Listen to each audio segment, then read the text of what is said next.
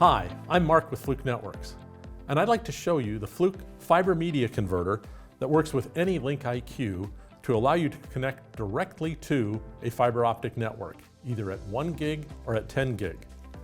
Let's see how it works. The first thing I need to do is select the correct SFP and plug it into the fiber media converter. Next, I use this handy battery pack, plug into that, and use that to power the fiber media converter. That way I don't need an AC power cord anywhere. Next, I connect the fiber media converter to the network port I want to test.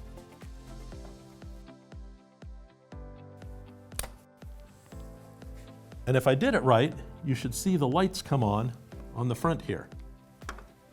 And the final step is to connect the LinkIQ to the fiber media converter.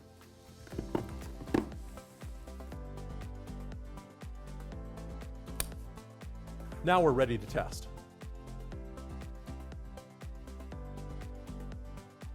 So now that everything's connected, let's run the auto test. I just touched there. The LinkIQ will connect itself to the media converter, and the media converter will connect itself to the switch. In short order, you'll get information about the name of the switch, the slot and port number of the port you're connected to, the IP address of the switch, and if I touch here, I can even get VLAN information from the switch. Next, I'll see the connection speeds. Now those apply only to the connection speed between the LinkIQ and the media converter.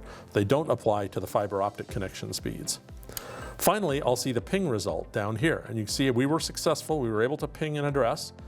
We can see the round trip times. We can see how many packets got through or were lost.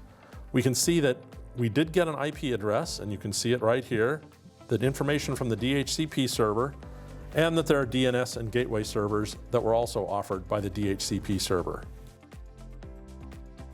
I can then save the result, just like I would any other result from a network test, on the LinkIQ. And that's it. Quick and easy fiber optic connection testing with your LinkIQ.